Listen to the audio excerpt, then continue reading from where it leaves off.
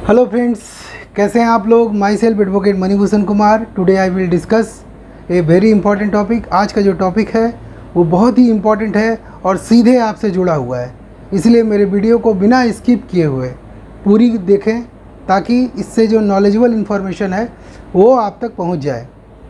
आज हम बात फिर कर रहे हैं चेक के बारे में। अगर आपके पास कोई चेक है तो आप केस कैसे करेंगे, बहुत सारी वीडियो मैंने इसके ऊपर बनाया हुआ है, आप जा कर के उसको देख सकते हैं। मैं लिंक जो है डिस्क्रिप्शन बॉक्स में डाल दूंगा। देखिए, अगर मान लीजिए आपको कहीं से चेक मिलता है, कहीं से भी चेक अगर आपको मिलता है, मान लीजिए आपने किसी को सामान बेचा, उसके बदले में आपको चेक दिया, तो आपको करना क्या है। सबसे पहले तो आपको ये करना है कि चेक को जाके बाउंस कराना है, और जैसे ही चेक बाउंस होगा आपको एक रिटर्न मेमो देगा, बैंक जो है एक स्लिप देगा, और उसमें कारण लिखा रहेगा कि किस कारण से चेक जो है वो बाउंस हुआ है। इनसफिशिएंट फंड, सिग्नेचर मिसमैच, या अभी अनक्लियरिंग चल रहा है, तो ये सारा चीज़ अगर लिखा रहेगा, अब आपको क्या करना है, सीधे एक अधिवक्ता को पकड़ना है, एक एडवोकेट साहब से मिलना है और उनको चेक दे देना है, और वो जो रिटर्न मेमो है वो दे देना है। और उनको आप कहिए कि आप एक लीगल नोटिस हमारे आदमी को भेज दीजिए। किस आदमी को भेजना है? उस आदमी को भेजना है जो आपको चेक दिया था, उसको भेजना है। क्या भेजना है? लीगल नोटिस भेजना है। कब भेजना है? जिस दिन चेक बाउंस हुआ उसी दिन या उसके दूसरे दिन, तीसरे दिन आपको एक लीगल नोटिस भेज देना है। मतलब चेक बाउंस की तिथि से 30 दिन के अंदर आपको लीगल नोटिस भेजना है, और 15 दिन का समय देना है। लीगल नोटिस में पैसा लौटाने के लिए 15 दिन का समय देना है। ये नेगोशिएबल इंस्ट्रूमेंट एक्ट 138 कहता है। अगर आपने लीगल नोटिस भेजने में विलंब कर दिया तो आप ये केस ही नहीं कर पाएंगे।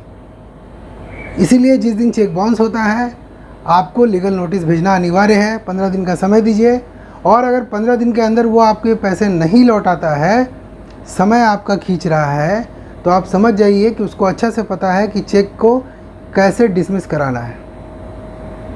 इसीलिए आप पहले लीगल नोटिस उनको भेज दीजिए।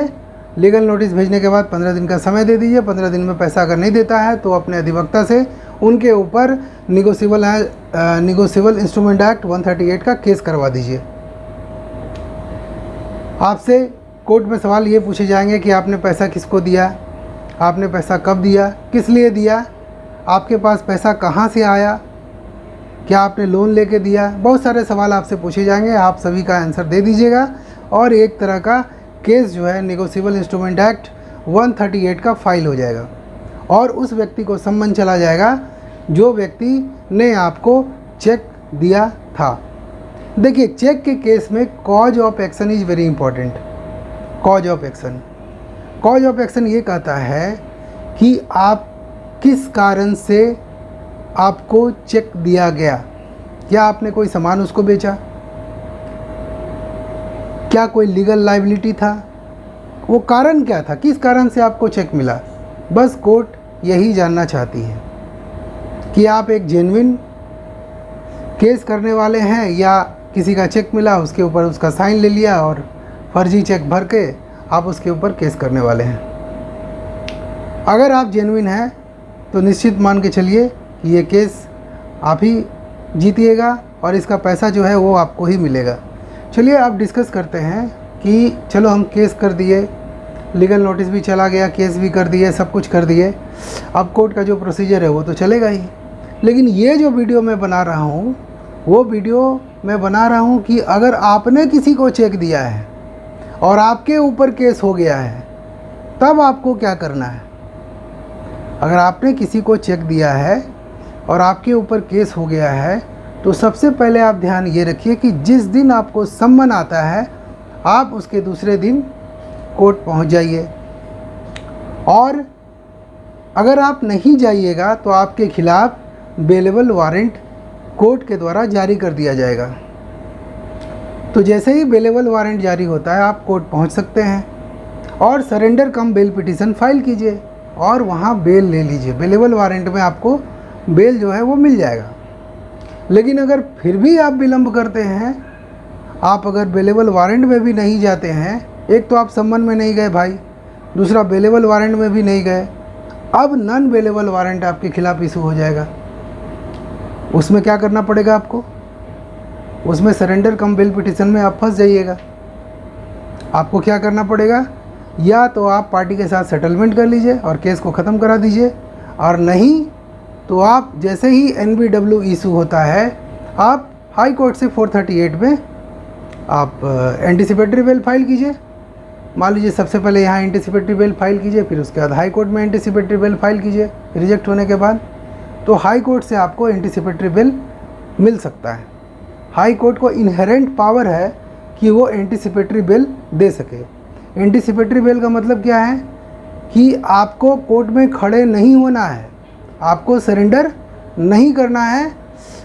आपके बिहाफ में आपके लॉयर उस केस पर बहस करेंगे और आपको बेल क्यों मिलना चाहिए इसके ऊपर वो अपनी बात को रखेंगे। उसी को बोलते हैं एंटीसिपेटरी बेल, यानी कि एक्यूज़, यानी कि जिसके ऊपर केस हुआ है वो आदमी कोर्ट नहीं जाएगा और उसका बेल हो जाएगा, मतलब बाहर ही बेल हो जाता है। तो एंटीसिपेटरी बेल कब फाइल करना है? एंटीसिपेटरी बेल तब फाइल करना है जब आपके ऊपर NBW इशू हुआ। जैसे ही आपके ऊपर चेक बाउंस का केस हुआ, आपने किसी को चेक दिया, आपको लीगल नोटिस आया, आप ध्यान नहीं दिए। आपके ऊपर केस कर दिया, कोर्ट से नोटिस आया यानी सम्मन आया, आप ध्यान नहीं दिए। अब आपके खिलाफ़ बेलेबल वारंट इशू हो गया, आप ध्यान नहीं दिए। अब NBW हो गया, अब आपको क्या करना पड़ेगा? जैसे ही नॉन बेलेबल वारंट हुआ आपको तुरंत एंटीसिपेटरी बेल फाइल करना है। एंटीसिपेटरी बेल हाई कोर्ट में फ़ाइल कर सकते हैं, पहले तो यहाँ फाइल करिए आपके डिस्ट्रिक्ट जज में। अगर यहाँ से रिजेक्ट होता है तो आप हाई कोर्ट में फ़ाइल कीजिए। हाई कोर्ट को इनहेरेंट पावर है बेल देने का। अगर उनको ऐसा लगता है कि आप जेन्युइन आदमी हैं, आप पैसा लौटा दीजिएगा, या आपको किसी कारण से फंसाया गया है, आपके चेक का मिस यूज किया गया है, तो आपको बेल मिल सकता है। अब आपको बेल मिल गया, अब आप केस के लिए तैयार रहिए।